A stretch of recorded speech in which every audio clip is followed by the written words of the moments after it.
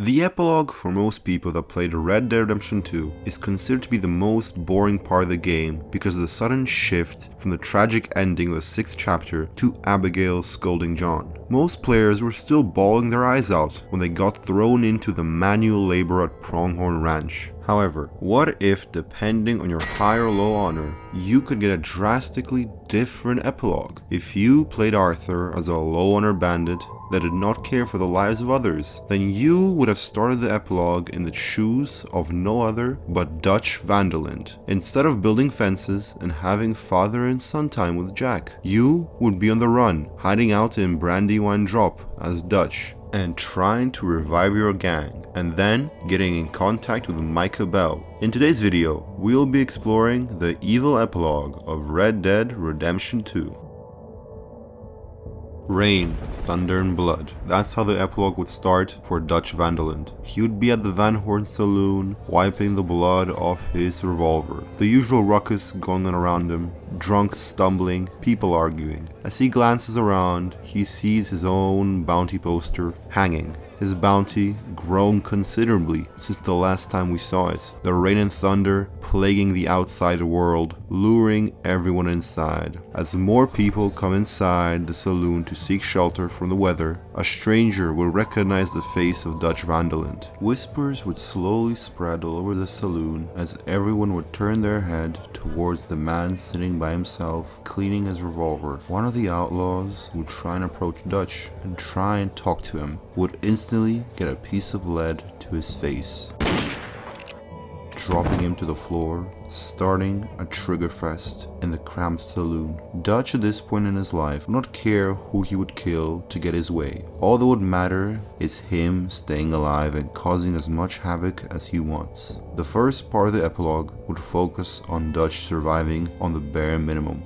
whilst living alone in the wilderness. He would get injured, but luckily get rescued by a young woman and her son, who would nurse him back to good health, not knowing that he's a wanted man and is being hunted by the law. Dutch, at first, would try and not talk to her and leave her away, but would then grow closer to her. However, whoever and whatever Dutch gets close to always finds a very violent and gruesome end. Therefore, after a couple of weeks living with this woman, Dutch would start seeing himself as the father figure to the young boy and would take him to town. However, the town would be filled with wanted posters and people searching to cash in on the head of the ex-leader of the Van Der Linde gang. Dutch, despite seeing all the red flags to leave, would still stay and attract a whole army of bounty hunters to the house of this woman and her son. He would escape, but leave the woman and her son to die. He thought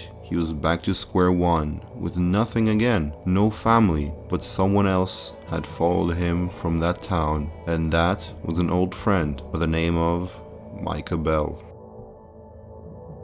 Micah spent the last few years up to 1907 leaving a trail of dead bodies that could connect the west coast to the east, and a bounty that would make anyone think twice before approaching him.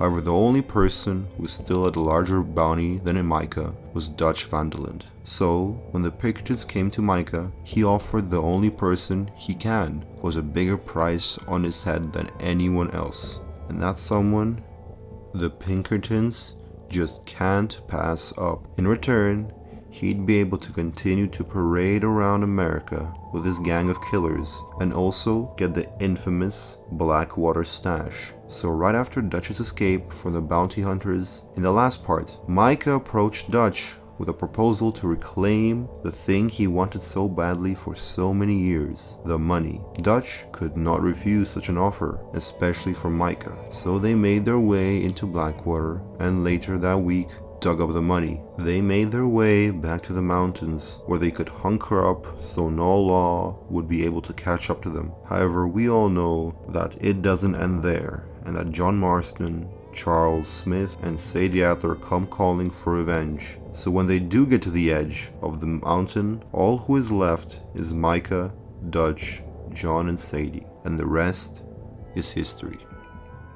That is it, folks. hope all of y'all enjoy this hypothetical for a low honor version of the epilogue, which could have given another side to the story and a deeper look at the character of Dutch Van Der Linde after the crumble of the gang. Have a great rest of your day, and I'll be seeing you in the next video.